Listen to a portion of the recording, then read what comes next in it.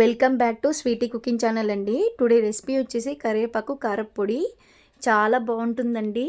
పిల్లలకు కానీ పెద్దవాళ్ళకి కానీ ఎవరికైనా ఒక స్పూను కారప్పొడి వేసి నెయ్యి వేసి తినిపిస్తే హెల్త్కి చాలా మంచిది. చాలా ప్రయోజనాలు ఉన్నాయండి. పోషక విలువలు కూడా చాలా ఉంటాయి ఇందులో. ఒక్కసారి మీరు కూడా ఈ వీడియో మొత్తం చూసి ఇంట్లో రెడీ చేసి పెట్టుకోండి. చాలా చాలా టేస్టీగా ఉంటుంది. దీనికి ముందుగా ఒక గిన్నె నిండా కరివేపాకు తీసుకున్నాను. పర్ఫెక్ట్ కొలతలతో చూపిస్తున్నానండి.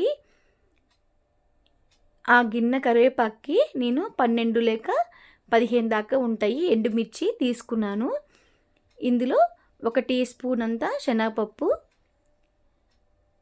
1 టీ స్పూన్ అంతా మినప్పప్పు, 1 స్పూను ధనియాలు, 1/2 టేబుల్ స్పూన్ జీలకర్ర, 1/2 టీ స్పూన్ మెంతులు వేసుకోండి.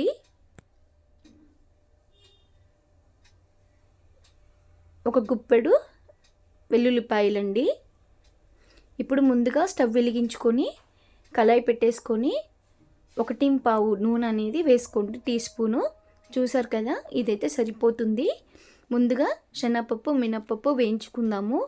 సిమ్లోనే పెట్టుకోండి స్టవ్ని, అస్సలు మీడియం ఫ్లేమ్లో కూడా పెట్టుకోవద్దు. సిమ్లో పెట్టుకొని వేయించుకుంటే స్లోగా దోరగా మంచిగా వేగుతాయండి. ఒకేసారి మీడియం ఫ్లేమ్లో పెట్టినా కూడా తొందరగా ఆయిల్ వేడెక్కిపోయి తొందరగా వేగిపోతాయి. అంత టేస్ట్ ఉండదు కారప్పొడి అనేది. చూసారు కదా, ఇలా కొంచెం వేగిన తర్వాత 2 నిమిషాలు ఆగి ధనియాలు జీలకర్ర మెంతులు కూడా వేసుకొని వేయించుకోవాలి. కలుపుకుంటూనే ఉండండి, అప్పుడు ఈవెన్గా ఫ్రై అవుతాయి.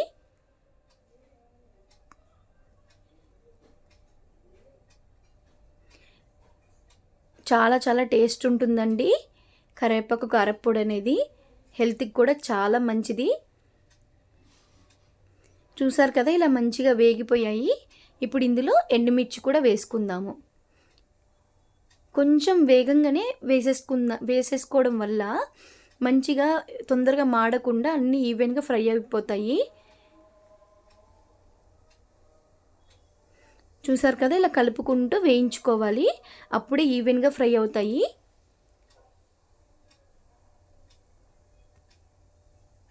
చూసారు కదా, ఎలాంటిది మాడకుండా మంచిగా ఫ్రై అయిపోయాయి కదండి. ఇప్పుడు ఇందులో కరివేపాకు కూడా వేసుకొని మంచిగా కలుపుకుంటూ వేయించుకోవాలి.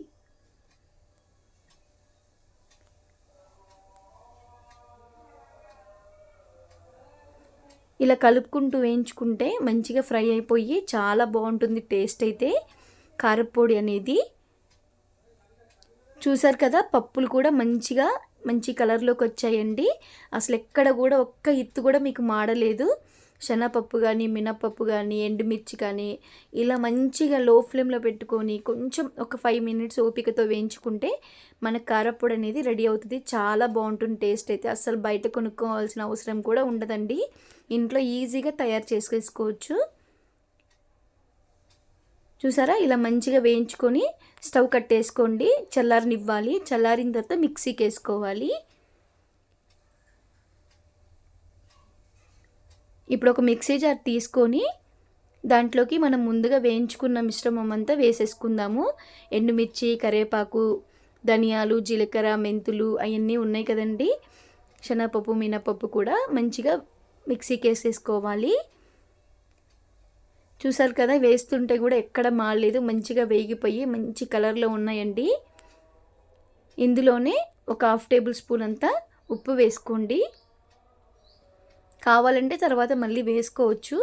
చూసారా, ఇలా మంచిగా మిక్సీ పట్టుకోవాలి. ఇప్పుడు ఇందులో నేను ముందుగా చూపించాను కదా, వెల్లుల్లిపాయల్ని కూడా వేసుకొని ఇట్లా మంచిగా మిక్సీ పట్టుకోవాలి. చూసారా అండి, ఎంత పొడి పొడిలాడుతూ చాలా బాగుంటుంది కరివేపాకు కారప్పొడి అనేది. టేస్ట్ మాత్రం సూపర్ ఉంటుందండి.